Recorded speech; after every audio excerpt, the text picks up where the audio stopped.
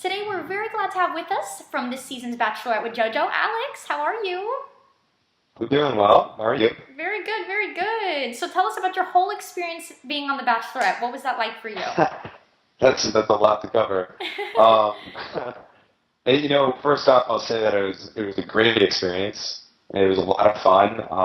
I never even pictured being in that position and feeling all those kind of emotions, and it's like a microcosm of an experience. So, looking back on it, I wouldn't trade any of it for the world. It was such a good, important life lesson. I met so many really awesome people from it. Life is good. Post the Bachelorette. And do you keep in touch with everybody from the show at this point? Yeah, we do. You do. I mean, we're all in a group chat. Most of everyone from our season are in a group chat together. We hung out in Vegas. We went to a guy's trip to Vegas with a big group of us.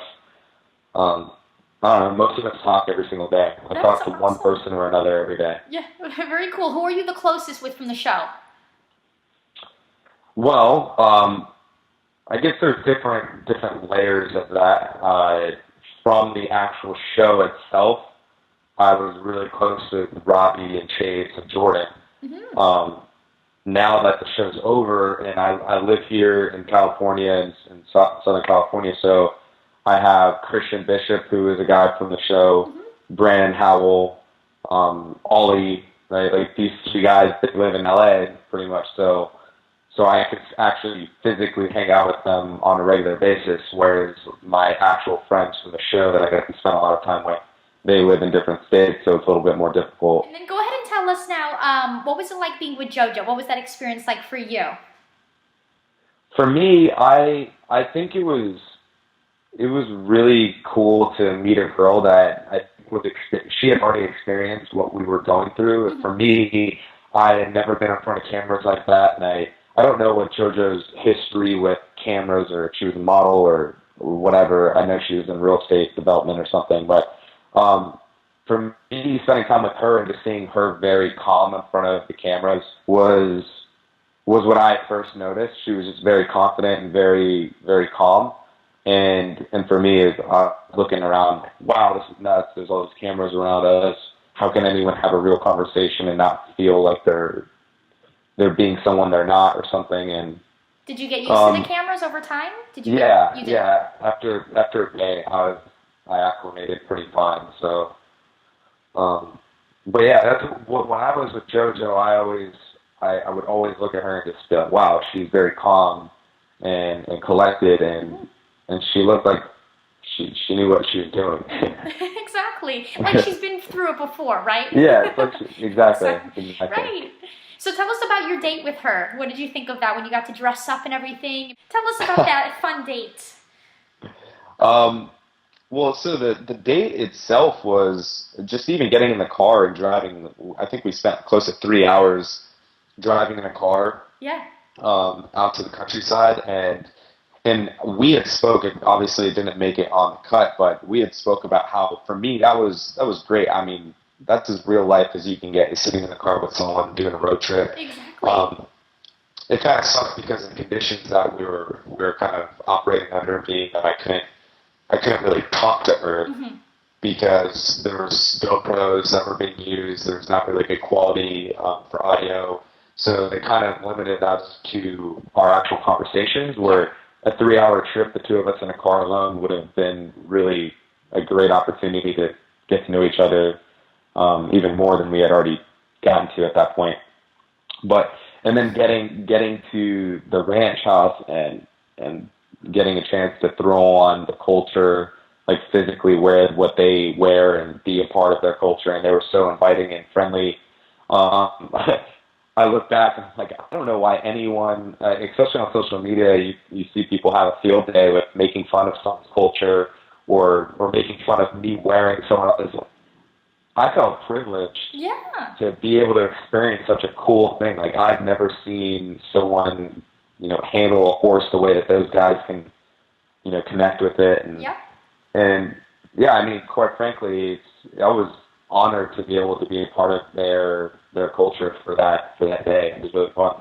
And yeah, you don't get to do that every day, so they gave you the chance No. and experience to do that, which is amazing, to live another life per se. Pretty cool. Yeah, it was amazing. Yeah. So now tell us a little bit about yourself. What do you do in your day-to-day basis now? After the show, what are you doing? What are you up to? Fill us in. So, I just recently got out of the Marine Corps last week. I'm officially out, down honorable discharge. Right now, I'm focusing on some commercial work with my brother. I have a twin brother, and he's getting out of the Marine Corps in a couple weeks himself. And I don't know. We were planning before the show, before all this happened for us. We were gonna go do what we were gonna do. We were gonna do some private contracting and focus on the skill set that we learned in the military. And then when this happened, it kind of put us both in a position where, I go out now and I get recognized, and the job that I had in the military was one that you wouldn't really want that recognition. Yeah. And it hurt. It hurt me for my future employment. Actually, things that I lined up, it really hurt me. Yeah. But with one door closing, another one opens. Yeah. And fortunately, I look at my experience on the show. I'm glad I did it. It's not who I am, though. It's not what defines me, especially because of the it's a show. Exactly. and so I look forward to the next couple of years or months, whatever, doing projects, being a part of things, philanthropy, things that actually really matter to me, things that I can control. And I'm not really worried about the money. I know money comes if you do what you love and you're happy. That's right. And you put yourself around the right people, the money will come. And I'm actually mainly focused right now on getting associated with the right kind of causes that I can stand by and be a part of. Quite frankly, that's the most important thing. Tell us, what is your ultimate dream, as a career or anything like that? What do you want to do like that? If you can. We've had some brainstorms. My brother and I people don't know this about my brother and I, but we were both in special operations in the Marine Corps when we were in. I obviously couldn't, now I'm out, but when I was on the show, I couldn't talk about those things. Yeah, no. And so we have a unique niche inside of the military that I think a lot of people find interesting. And we're twins, and we have really cool backgrounds as far as what we did in the military. So I think what we would like to do, if I could have a picture-perfect world and wake up tomorrow, I would like to have a show with my brother where he and I are kind of hosting, but not not necessarily Chris Harrison style hosting, but more just being a part of a group of people going through a process where we can help them achieve things that they may not think they can achieve, and maybe they're in a rut, and we're there to help motivate them, give them the right tools with another group of experts in their fields, and be a part of something that could really change lives of whether it's veterans or someone going through some stuff in their life. That's amazing. That sounds great. And see, people didn't know that about you. So that's great that you got to share with everybody and tell them what you really want to do. You know what I mean? So here on our show, we give you the air to talk your dreams and goals, whatever you'd like to do. That's good. So very cool. And now tell us a little bit about your brother, your twin brother now. So what's the age difference? Fill us in. You guys are identical pretty much? So my brother, I have a twin brother, his name's Adam. He's 7 minutes younger than I am. We do look extremely alike, except we're mirror image fraternal twins. So we're kind of like the Mary Kate and Ashley Olsen style twin, like they're mirror image fraternal twins, and so are we. He joined the Marine Corps with me. He joined a month after I did. He joined and volunteered to be a part of the same unit that I volunteered to be a part of. We went through our training together for that. He's deployed as many times. We've actually deployed together. I don't know, we're like two peas in a pod. We get along great. He's moving up here to LA. He's going to be my roommate with his sister-in-law. It works out better that way. That's nice.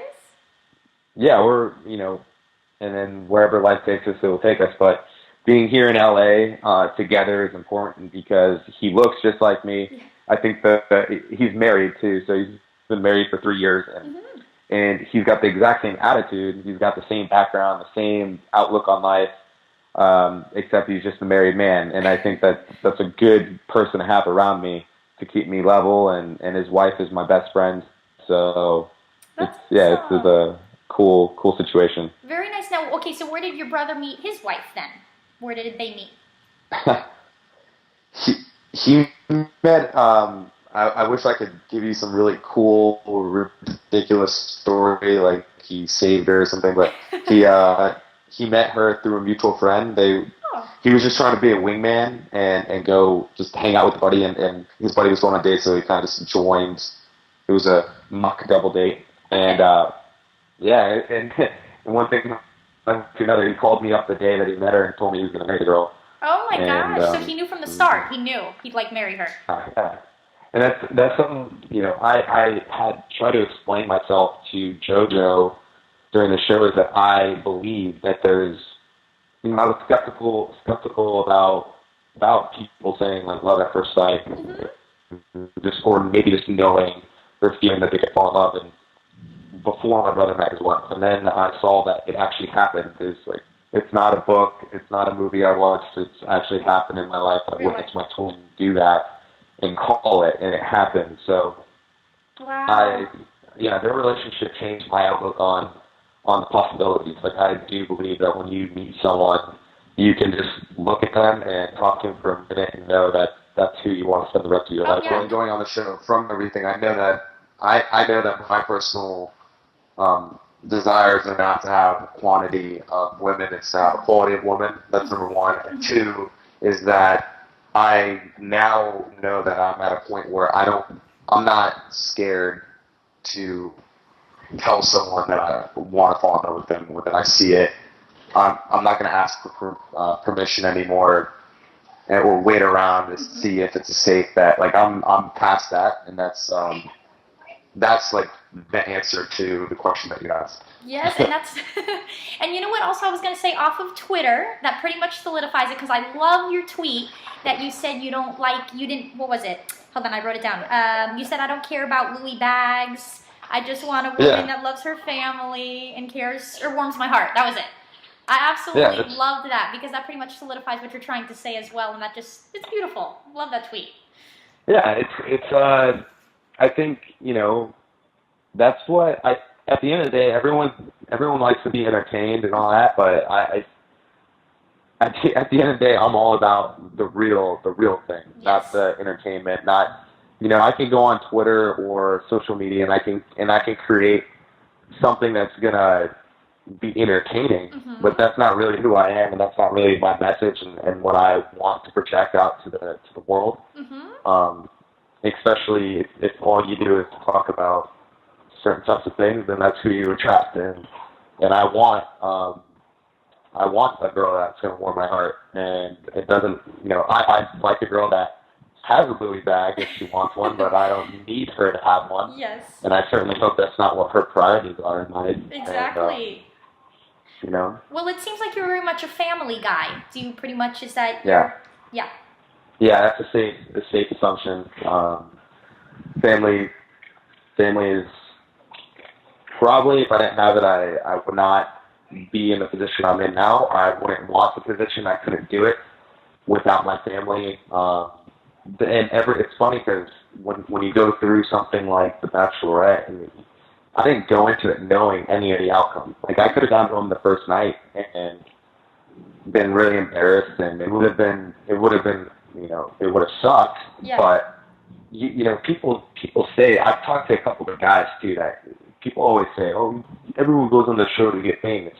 Right. No, that's not what happens. What really happens is people take a leap of faith, and then either you fall in love or you don't. Yeah. And if you don't, then what do you want to do? Because you only have so much time to create an opportunity for yourself to, some people, maybe money is what drives them. Others, maybe it's status and being at the cool party. And for me, it's about bringing my family for a cool ride, and hopefully being able to affect other people's lives, people that I resonate with, being military members. I'd love to be able to be in a position where, you know, people are just now going to start learning more about who I am, more than they ever learned on the show. And for me, it's amazing that I can be a 26-year-old with some kind of platform. Like, God gave me a platform, and whatever I do is inevitably going to drive me towards a cause to help people that I think need help. Yes. That's all that really matters. And so yeah, call it fame, call it whatever, but at least I'm going to be putting a dent in someone's life, you know, a good dent. So. Absolutely. And now tell us exactly what qualities you look for in a girl. Like, what are you looking for specifically if you came across it? You know, I want a girl that's very secure with herself, knows exactly who she is and where she's going. Like, for me, it's not necessarily a yin and yang kind of thing. Like, I know who I am, but I think that I truly do want a girl that makes me want to be better, challenges me, makes me, you know, check myself every day, and I want to feel lucky.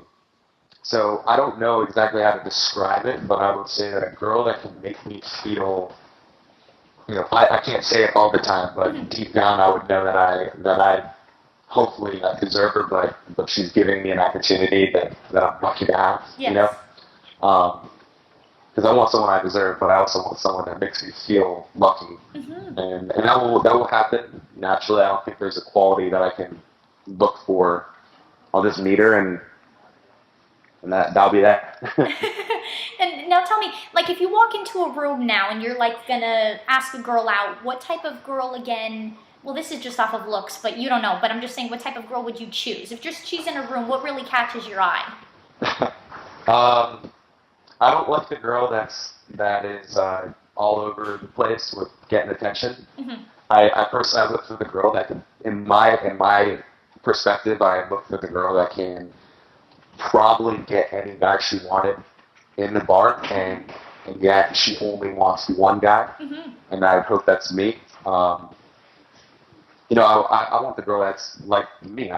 Maybe standing in the corner with a group of friends, going out to spend quality time with their friends, not to go and get attention.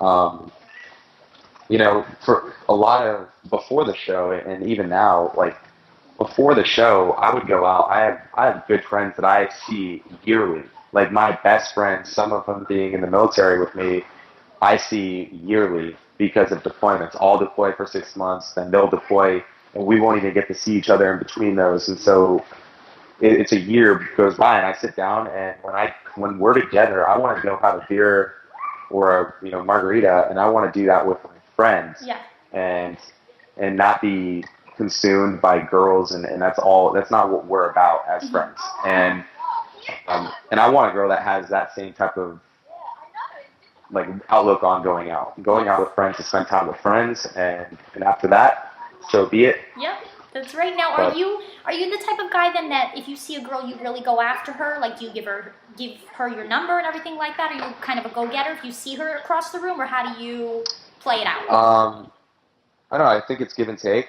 I don't think I've maybe gotten a girl's number at a bar once or twice. Like, I really never do that. At least if I do get the number, it's through a mutual connection, of introduction, right? Like, it's not like I walked up to her at a bar and started talking to her. I've never done that.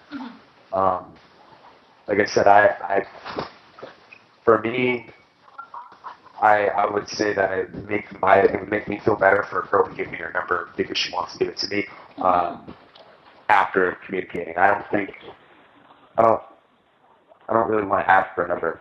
But what if you want her? If she gets away, like what happens? Like if you're seeing her once and she gets away, how are you gonna like make sure you get her number? If she was the one, I would do it. If she pushed me to the point where I was willing to get out of my comfort zone, then I would do it. But I think that the kind of girl that I want to be with, ultimately, because you can't make people do things, right? Like, if they're the one, they're the one. And for me, it would make me feel really good for a really good conversation to take place. And then the kind of girl that I really want to be with would look at me and say, look, I was like, that's all she has to do. I'll drive the whole, I'll drive the whole train the whole way. But what would actually really make me feel good is for her to look at me and say, I really enjoy talking to you. Take my number. But that's what I see. And not to say I wouldn't get a number or ask for it, but I don't know. Something about a girl willing to give me her number in today's society turns me on. And what if? Yeah. What happens it shows if she confidence and it shows everything. What happens if she likes you as well, but she doesn't think that she's waiting for you to make the move? Because this is what then happens. Then I'll do it. Then what? Then I'll ask. Oh, then you'll ask. Okay. Yeah, okay. I'll ask, but I don't know. Again, like that's like when you get mad at someone and all they have to do is say one word and it makes everything better. You can't tell them to say the word though. You know, it doesn't work like that. So, and to me, that's in meeting someone. Like I want it to be the way that I don't have to change anything. And my perfect situation is to have a great conversation with a girl and her to look at me and give me that, give me that like I don't need to be on my heels. She can give me a chance to like actually have it's almost an affirmation. You know? I love affirmation and that's definitely my love language. And that's a good way to start off is to make them know that they want to see you again, Absolutely. And to me that's a question of its ego and stuff like that, especially in today's society where girls expect one thing, guys expect another. For a girl to put her ego aside and just be willing to play that for a minute, I like it. Yeah, that's good. For me, it's funny because I'm the exact same person. Like, I hang out with friends I haven't seen in years, and they see all this stuff going on with me right now, and it doesn't matter. Like, I had 300 friends on Instagram. I was normal. The pictures are the same. I didn't get plastic surgery. I'm the same person with the same tattoos. And it's just funny to me, like, just how everything works is that now, because I went on a TV show, I'm somehow more desirable. And I get that women like status and women like to, skip the line. I get that. But at the same time, my values are I learned a lot from Jojo and the show, don't get me wrong, but my core values are the same. The same. My ambition with a woman is, on my end, I'm willing to do a lot more for them. So I think I'm like emotionally, vulnerability wise, I'm willing to do that. But my values of what I want in a woman I've always wanted a chick that's, into her family and has a job and a career or whatever that she's fulfilled with, and that stuff hasn't changed. So it's just funny that now I have 100,000 followers on Instagram or something, and now I'm somehow more desirable. Like I was still like special operations Marine. I never had a problem with girls before. Like nothing really changed, but now it's just maximized. Crazy. It's just funny. So do people reach out to you online and Twitter and everything like that now, being that you've been on the show? Do they say like, hey, you want to go out, Alex? Do they like always, all the time now? Yeah, it happens. Some of it's very no effort whatsoever. It's just like a hey, and I can respect that. And then there's also people that are a little over the top, and you can imagine that are just very heavy, like heavy emotionally. They bring some really heavy shit to the table, and they want to talk about and I don't know them, and it's just hard. But I try really hard to communicate with a lot, like as many people as I can on social media.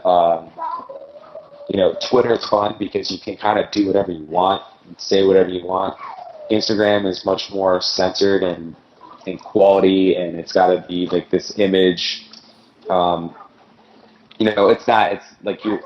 It's very lane driven, and who I am is very specific there. My Snapchat is my favorite. Like, Snapchat's the place where I think if everyone were to just be themselves on social media, like just go do it on Snapchat, and the world will be a better place. But That's Twitter, and I think Twitter and Snapchat are two places. I try to talk to as many people as I can on Snapchat because it's just a cool concept. It's nice to see that the things that I say, if I respond, I can tell if someone's doing a screenshot. I can tell if people are being genuine and just being fun. And no one is hated on Snapchat. That's the best part. Yeah, exactly. Like I know. you go read your Twitters or your Instagrams, and people always have something bad to say about everyone.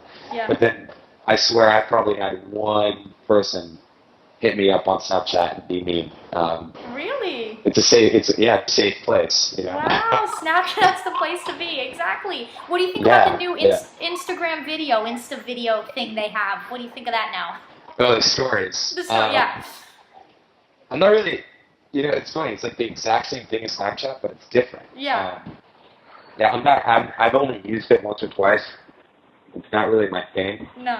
I like how people on Instagram are there to follow you for one reason, and I like how my followers on Snapchat, like a whole different application, a different platform, those people are there to follow me on Snapchat. They're not there because they follow me on Instagram. Yes. They don't really, they do care. They're probably following me on both, but when they go on Snapchat, the people that really watch me on Snapchat are there to watch a certain thing. And if I do a story on Instagram, like I said, Instagram to me feels much more like, just look at the models and all these people on Instagram. It's much more censored and quality driven. And so when my followers that are used to a quality product or whatever you call it, like whatever I am on to them, and then I go on there and I'm just being an idiot on a story. It doesn't really make sense, So Snapchat to me is like I can be an idiot and get away with it. I can make all the ugly faces in the world and have fun. And people expect it, and it's cool, and that's why they follow me. Okay, so we have a couple get to know you questions. So first off, go ahead and tell us your current celebrity crush. Who's your current crush? Oh, this is gonna sound funny. I don't know if I should. Say it. Who is it? This chick named Tommy Lauren. She's a news anchor, like a political news anchor. Oh, political. Oh, okay. Yeah. Oh, so is this crush new? Like, did you just start liking her? Or? Oh yeah. Oh, okay. Nice. That's a different response, so that's cool. It's different. We haven't heard that. Yeah, no, she's not like some supermodel. Like, I can care about that stuff. It's totally cool. That's neat. Now, if you got to meet her, would you be nervous? Would you be okay? How would you talk to her? I wouldn't be nervous. You wouldn't be nervous. I would be cool. I'd be cool. I try to act cool. I'm just like, just act all nonchalant about it. I don't know. I'm not like a starstruck person or anything like that. So. Yeah. Okay, cool. Now we're all just people, right? We're all just people that we're all going through life the same way. So. Exactly. And then go ahead and tell us, do you have a favorite fast food restaurant? I gotta think. Like, I got a dirty guilty pleasure with like Five Guys. Oh, Five Guys. Oh, that's the best. That and Wendy's is Old Faithful. I can always count on Wendy's. Yep, Wendy's is good too. Good. Have you had Chick-fil-A? Do you eat Chick-fil-A? Yeah, no, Chick-fil-A is legit. In-N-Out is legit. Yep. I mean, I'm open-minded. I'm down to eat all that shit. Exactly. Do you eat healthy at all or no? Like, do you I try do. to? Yeah. I'm not over the top or anything. I don't eat. I don't like count my carbs or whatever, my calories. But I love to eat salad, especially after a couple of drinks. It's weird. I learned this like recently that whenever I drink, instead of eating a bunch of junk food and munchies, I eat healthy, like really healthy. Okay, there you go. Balance So it out. that's a good thing. I like chicken, steak. I eat pretty well. Vegetables, I'm all about it. Mm-hmm. Do you know how to cook? Can you cook? I can Google some recipes and watch someone do it on YouTube. I've got I can cook like basics like chickens and steaks and I can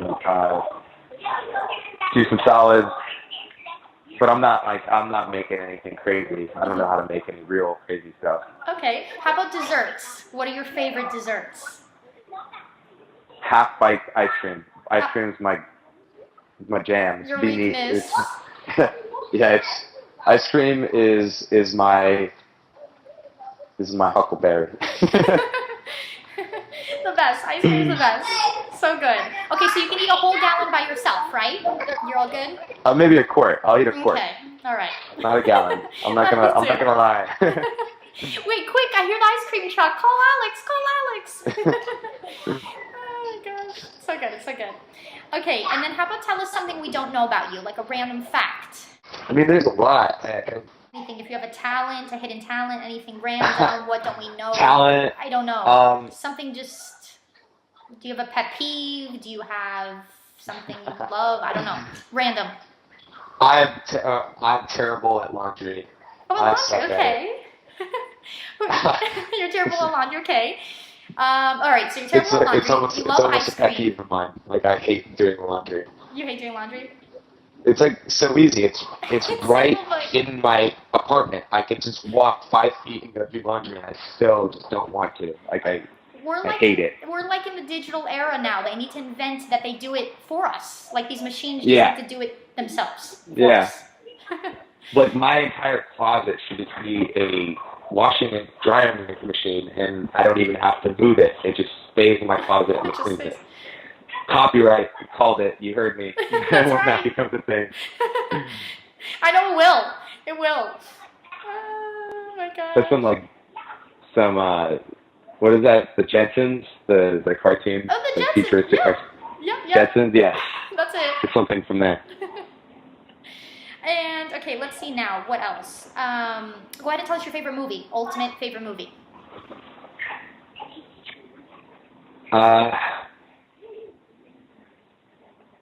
You know, I like Inglourious Bastards. Mm-hmm.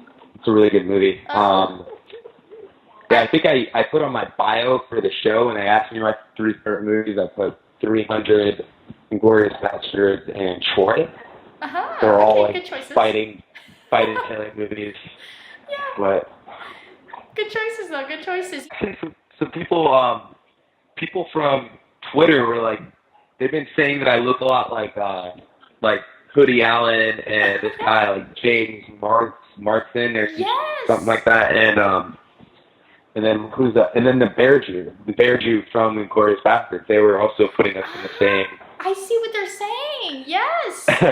I mean, he's a little bit darker complexion, but no, you know cool. James Marsden though. When you said that, now that they said it, James Marsden, you do look like him. That's kind of crazy. Yeah, if I put a little hair like this, like. That's crazy. Oh my gosh, so neat. James, Alex, who are you? Yeah.